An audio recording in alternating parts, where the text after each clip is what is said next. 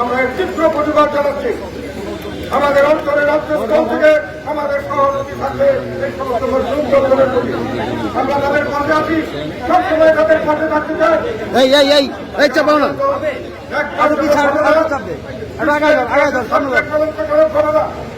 যেখানে নির্বিচারে শিশুদের পর্যন্ত ফুটফুটে ফুলের মতো শিশু তাদেরকে যেভাবে হত্যা করা হচ্ছে টার্গেট করে, এটা বিশ্ব দিবে কিভাবে মেনে নিতে পারে? এটার বিরুদ্ধে আমরা কেন সোচ্চার হবে না? নাকি মানুষ নাকি পশু হয়ে গেছে? সবাই আমাদের কি মনুষ্যত্ব চলে গেছে?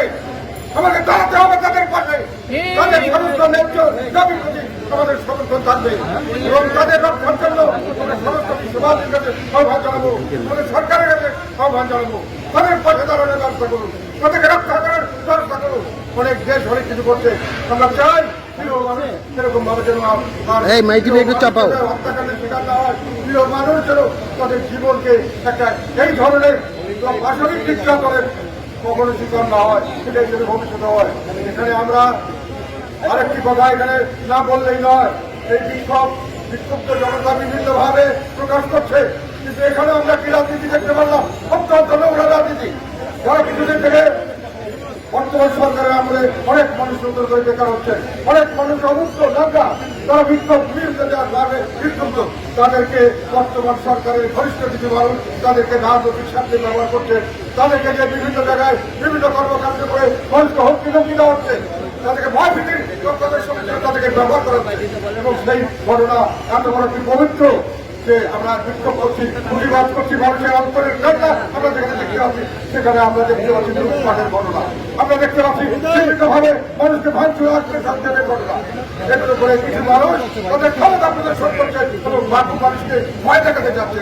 আমরা এই ভয় ভীতিকে পরোয়া করি না, আমরা তাদেরকে বলতে চাই, আপনারা আজকে মনে করছেন দূরে আগুন দিলাম, আমি তো সেই আগুনের অসুবিধা হবে না, সুবিধাটা আমি পাবো। সেই আগুন আপনার ঘরে কালকে রাখতে পারে। এই মানুষদেরকে আপনি অত্যাচার করছেন, সাধারণ মানুষকে ক্ষমতা দেখানোর জন্য যা করছেন এর শেষ হবে এবং এই অন্যায়ের প্রতিবাদ মানুষে করবে। আমরা জানতে চাই যে আমরা ভবিষ্যতে যা কিছু করবো আল্লাহর রহমতে সকলে ঐক্যবদ্ধভাবে দেশের ভালোবাসা করবো, আমরা পৃথিবীর ভালোবাসা করবো। সমস্ত মুসলিম বিশ্বের প্রতি আমার আহ্বান, সকলে একত্রিত ভাবে আপনার পাশে দাঁড়ান, হাজার মানুষের পাশে দাঁড়ান, তাদেরকে রক্ষা করার ব্যবস্থা করুন।